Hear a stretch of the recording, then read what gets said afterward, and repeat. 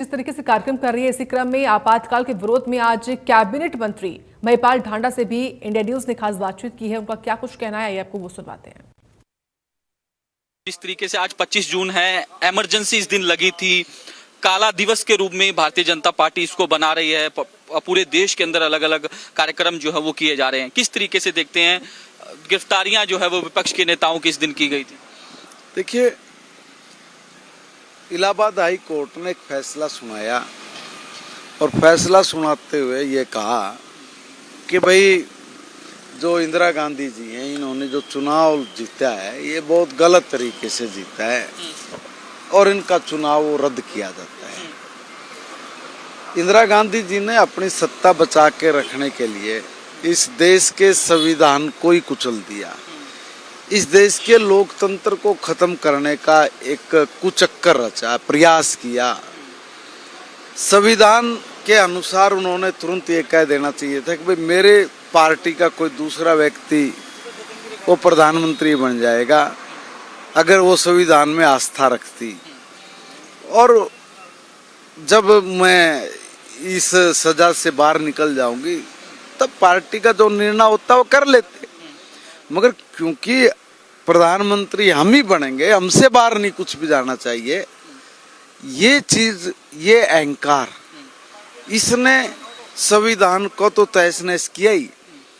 उनको लगा कि ये तो लोकतंत्र में अगर ये मामला ठीक रहा जमा तो ये तो बड़ी गड़बड़ हो जाएगी, उसके हिसाब से मुझे जाना पड़ेगा। तो क्या करें, पहले लोकतंत्र को कुचलो। इसलिए लोकतंत्र को कुचलने के लिए इमरजेंसी लगा दी और देश भर के जितने भी नेता थे, पत्रकार थे, नेता थे, इंडस्ट्री के लोग थे, सोशल वर्कर थे, सबको अरेस्ट किया, उठा उठा के जेल में डाल दिया। और उस वक्त देश में अलग अलग परिस्थितियां बनी हुई थी, सब दल अलग अलग थे। तो सब दल के नेताओं ने निर्णय लिया कि भी ये तो बड़ी मुश्किल से तो हमने आज़ादी पाई है, बड़ी मुश्किल से आज़ादी मिलके ये देश को लोकतांत्रिक देश बनाया हम लोगों ने, और ये तो फिर तानाशाह बन जाएगी, ये तो समस्या हो जाएगी, देश का लोकतंत्र खत्म हो जाएगा, संविधान ही खत्म हो जाएगा। तो सारे देश के लीडर एक हो गए, एक होकर उन्होंने एक जनता पार्टी बनाई और जनता पार्टी बनाकर कांग्रेस को धूल चटाई।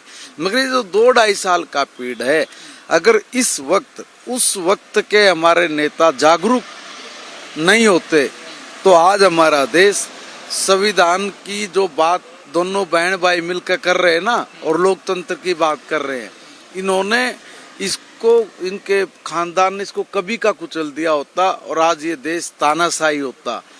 ये तो सौभाग्य है इस देश का कि अलग अलग नेताओं ने, इस जो अलग अलग सोच के विचारधारा के लोग थे, उन्होंने इस देश के लिए एकजुट हुए और एकजुट होके इस कुचक्कर को तोड़ा और इस देश के लोकतंत्र को बचाया, इस देश के संविधान को बचाया। आज दुर्भाग्य क्या है, आज जो लोग उस लोकतंत्र का गला घोट रहे थे, संविधान को उखाड़ के फेंक रहे थे, वो कॉपी लेके घूम रहे हैं, कह रहे हैं कि देखो भाई उस देश का जो लोकतंत्र है ये खतरे में पड़ गया, इस देश के संविधान खतरे में पड़ गया।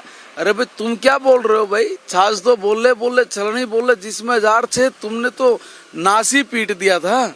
बड़ी मुश्किल से इस देश के नेताओं ने अपने देश को संविधान अनुरूप चलने का जो संकल्प लिया था, उस संकल्प को उन लोगों ने जिया है। उन्होंने लोकतंत्र को तानाशाह में परिवर्तित होने से बचाया है।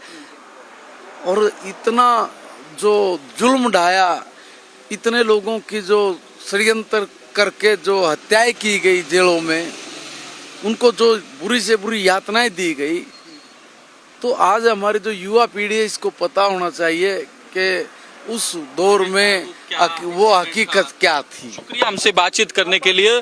तो हरियाणा के कैबिनेट मंत्री महिपाल ढांडा थे। वीडियो जर्नलिस्ट जतिन के साथ साहिल रुखाया, इंडिया न्यूज, चंडीगढ़। इसी बीच एक बड़ी खबर सामने आ रही है चंडीगढ़ से। यहाँ पर सीएम सैनी से मुलाकात करी है हांसी की किसान चानौत धरना कमेटी के प्रतिनिधि मंडल ने। संत कबीर कुटीर आवास में मुलाकात हुई है। बैठक में कैबिनेट मंत्री महिपाल ढांडा शामिल रहे हैं।